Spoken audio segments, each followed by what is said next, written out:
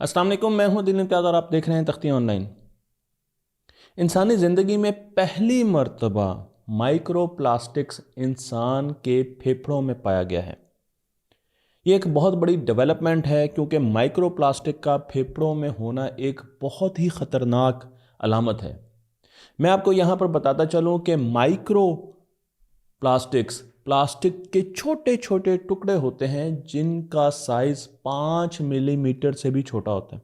आपको इस किस्म का छोटी नस्ल का प्लास्टिक प्लास्टिक से बनता हुआ नजर आएगा।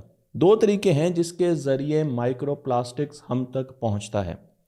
पहला ज़रिया तो बहुत आम है, ऑब्वियस है, और वो ये कि छोटे छोटे प्लास्टिक के बैग्स, अप्लायंसेस जब ख़राब होती हैं तो उन्हें हम डिस्पोज ऑफ कर देते हैं, उन्हें हम फेंक देते हैं और वो फेंके हुए ज़ाया शुदा प्लास्टिक के अज्जा आहिस्ता आहिस्ता छोटे माइक्रो प्लास्टिक में बदलते रहते हैं।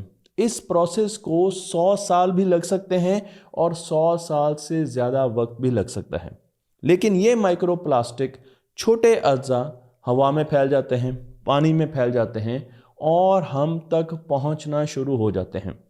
इसके बारे में तो हम अमूमन जानते हैं और हमें मालूम है कि प्लास्टिक इस तरीके से हमारी तरफ आ रहा है।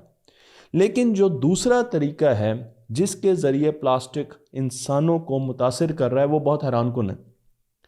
इस ज़रिए को हम खुद अपनाते हैं और इस ज़रिए की बेसिक वजह इंडस्ट्री है। जी हाँ, माइक्रो प्लास्टिक इंडस्ट्री में इस्तेमाल होता है। मैं आपको माइक्रो प्लास्टिक की एक ख़ास किस्म बता रहा हूँ जिससे माइक्रो बीड्स कहा जाता है। माइक्रो बीड्स कॉस्मेटिक्स में इस्तेमाल किया जाता है। आप अगर कॉस्मेटिक्स की चीज़ें इस्तेमाल करते हैं तो उसमें आपको छोटे छोटे दाने नज़र आते हैं, जिस तरीके से आपको इस तस्वीर में दिखाए जा रहे हैं। इन दानों का मतलब ये है कि इस लिक्विड के अंदर, इस जेल के अंदर माइक्रो प्लास्टिक्स मौजूद हैं। और अब हम जानते हैं कि माइक्रो प्लास्टिक्स स्क्रब्स में यूज़ किए जाते हैं, ऐसी अशिया में यूज़ किए जाते हैं जो चेहरे पर लगाई जाती हैं, शैम्पू में इस्तेमाल किए जाते हैं, स्क्रीन में, सनस्क्रीन में इस्तेमाल किए जाते हैं और बहुत सी ऐसी चीज़ें जो कॉस्मेटिक्स के लिए इस्तेमाल होती हैं जिसमें टूथपेस्ट भी आती हैं, उसमें भी माइक्रो बीड्स और माइक्रो प्लास्टिक का इस्तेमाल होता है। माइक्रो बीड्स को अब दुनिया में ज़्यादा इलाकों में बैन कर दिया गया है क्योंकि इसके असरात इंसानी ज़िंदगी पर जानलेवा हो सकते हैं। मैं आपको वो ममालिक दिखा रहा हूँ जो आहिस्ता आहिस्ता माइक्रो बीड्स को इंडस्ट्री में इस्तेमाल करने के ख़िलाफ़ होते जा रहे हैं और उन्होंने इसे इंडस्ट्री में बैन कर दिया है। इन ममालिक में आपको अमेरिका नज़र आ रहा है, इन ममालिक में आपको चाइना और हमारा पड़ोसी इंडिया भी नज़र आ रहा है। लेकिन क्या आपको पाकिस्तान मिल रहा है? जी नहीं, पाकिस्तान इन ममालिक की फहरिस्त में नहीं है। जब मैंने ये चीज़ पढ़ी तो फ़ौरन मेरा ख्याल गया अपनी मार्केट प्लेस की तरफ, ऑनलाइन शॉपिंग प्लेसेस की तरफ, कि क्या वहाँ पर अभी भी माइक्रो प्लास्टिक और माइक्रो बीड से भरे हुए अज्जा बिक रहे हैं। मैंने एक सर्वे बड़ी थोड़ी सी लेकिन बड़ी मार्केट प्लेसेस का किया जो पाकिस्तान में अपनी अशिया बेच रही हैं और मुझे हैरानी हुई कि वहाँ पर माइक्रो बीड्स की भरमार थी। माइक्रो बीड्स बच्चों की अशिया में भी इस्तेमाल की जा रही हैं, बच्चों के कलर्स में इस्तेमाल किए जा रही हैं। अगर आप बच्चों के ग्लिटर्स को देखें, एक ख़ास किस्म के जेल बेस्ड कलर्स होते हैं, आपको उनके अंदर बड़े दानेदार किस्म के मुरक्कब नज़र आएंगे जो कि उसे कलर देते हैं। ये माइक्रो बीड्स हैं। जी हाँ, मेरे घर में भी इस वक्त भी ग्लिटर मौजूद हैं जब मैं ये वीडियो बना रहा हूँ और मुझे इतनी हैरानी हुई ये जानकर कि ये माइक्रो प्लास्टिक्स हैं। बच्चे जब इससे पेंट करते हैं वो अपनी तस्वीर दीवार पर लगाते हैं और फिर आहिस्ता आहिस्ता ये सूखते हैं और हवा में ज़ायल हो जाते हैं। हवा में ख़त्म नहीं होते बल्कि हवा के ज़रिए, हमारी सांस के ज़रिए हमारे फेफड़ों तक पहुंचते हैं। तो मेरा घर तो माइक्रो बीड से शायद भरा हुआ है और शायद यही हाल आपके घरों का भी होगा। माइक्रो बीड्स और बच्चों के रंगों के अलावा आपको बहुत सी ऐसी चीज़ें नज़र आएंगी जो बहुत सस्ती हैं और माइक्रो बीड्स को प्रमोट कर रही हैं, बल्कि उस पर बेचने के लिए मार्केटिंग कर रही हैं। आप इस एक तस्वीर को देखिए, ये एक बहुत बड़ी मार्केट प्लेस है पाकिस्तान की जिससे हमने ये तस्वीर ली है, और उसने ये कहा है कि आप इस कुशन को ख़रीदिए क्योंकि इसके अंदर सॉफ्ट माइक्रो बीड्स मौजूद हैं और ये एक बड़ा क्रिएटिव किस्म का कुशन है। इसकी कीमत सिर्फ 2786 रुपये है और इस किस्म के तकिए भी हमारे घरों में आम हैं जिनके अंदर बोतलों को क्रश करके माइक्रो बीड्स या माइक्रो प्लास्टिक को डाला जाता है, और जब ये कुशन फटेगा या ज़रा भी इसमें सुराख होगा तो हमें महसूस भी नहीं होगा और माइक्रो प्लास्टिक हमारे घर में एक क्लोज इन्वायरमेंट में, एक बंद घर में बड़ी तेज़ी से फैलना शुरू कर देगा। माइक्रो प्लास्टिक इस वक्त हमारी आबो हवा का एक हिस्सा है, हमारे इकोसिस्टम का एक हिस्सा है। मैं आपको यहाँ पर एक ग्राफ दिखा रहा हूँ और इस डेटा स्टैटिस्टिक्स में आप देख सकते हैं कि माइक्रो प्लास्टिक को हवा में फैलाने के लिए जो सबसे बड़ी सोर्स है वो है सिंथेटिक टेक्सटाइल। जी हाँ, बिल्कुल जिस तरीके से आपने ये कुशन देखा ये भी सिंथेटिक टेक्सटाइल थी, इसमें हमने माइक्रो प्लास्टिक का इस्तेमाल किया और हमने टेक्सटाइल की चीज़ें बनाई। बिल्कुल इसी तरीके से और भी बहुत सी ऐसी टेक्सटाइल है जिसमें माइक्रो प्लास्टिक का इस्तेमाल किया जा रहा है। तो 35% माइक्रो प्लास्टिक सिंथेटिक टेक्सटाइल से आ रहा है, इसे ख़त्म करना चाहिए हमारे मुल्क में।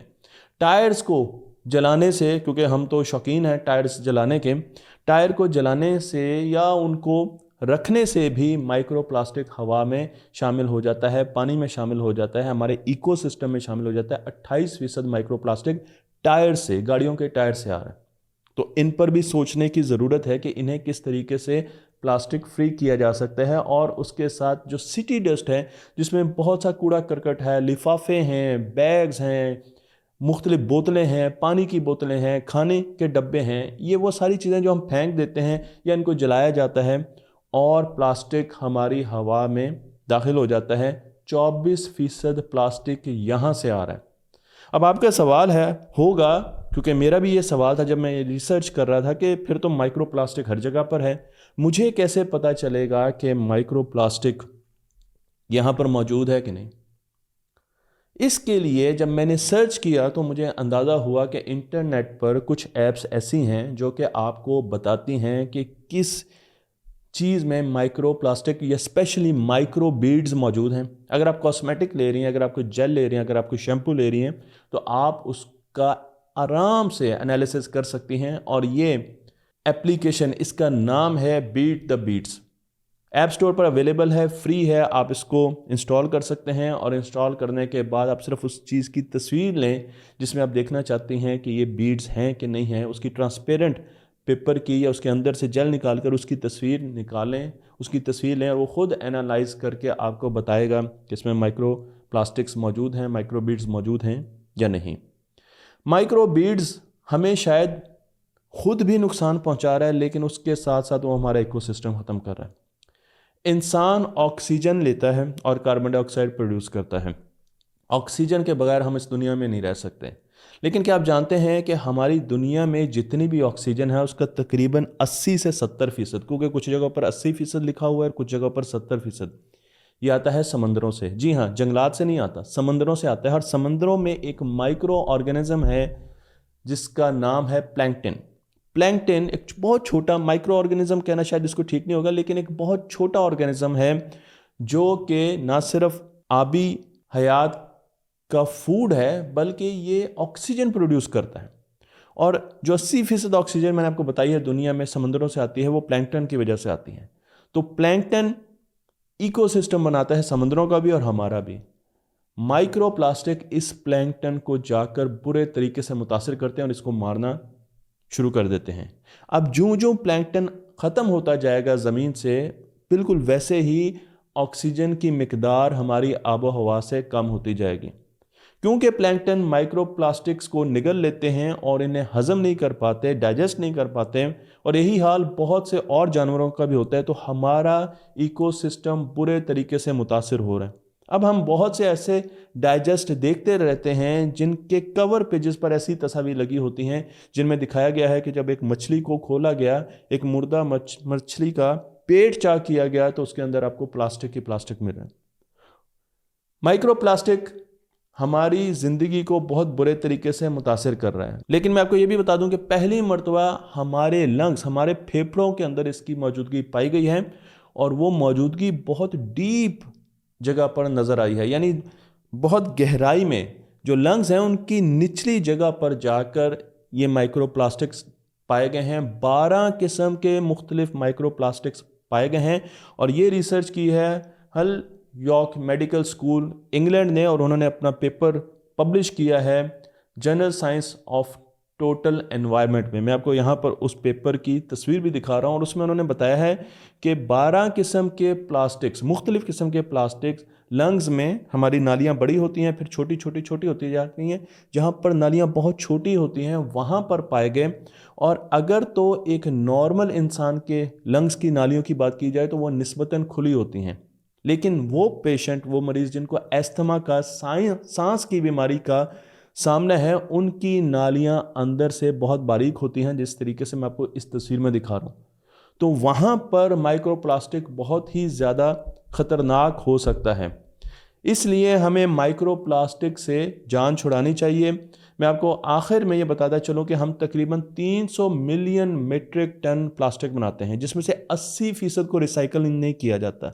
उसे हम फेंक देते हैं, कभी उसे कूड़े करकट में फेंक देते हैं, समंदरों में फेंक देते हैं, ज़मीन पर फेंक देते हैं, और वो आहिस्ता आहिस्ता, क्योंकि वो मरता नहीं है, प्लास्टिक ख़त्म नहीं होता, बहुत अरसे तक वो हमारी आबो हवा में शामिल होता जा रहा है। और अब एक लेटेस्ट रिसर्च, अभी कुछ ही दिनों पहले ये रिसर्च आई है, और इस रिसर्च में ये बताया गया है कि पानी की बोतलें जो आप लेते हैं, बड़े बड़े ब्रांड के पानी की बोतलें जो आप लेते हैं, वो माइक्रो प्लास्टिक से भरी हुई होती हैं और उनके ज़रिए माइक्रो प्लास्टिक आपके मैदे में भी जा रहा है। तो आप प्लास्टिक का इस्तेमाल कम से कम कीजिए, पानी को बिल्कुल प्लास्टिक की बोतलों में ना रखिए।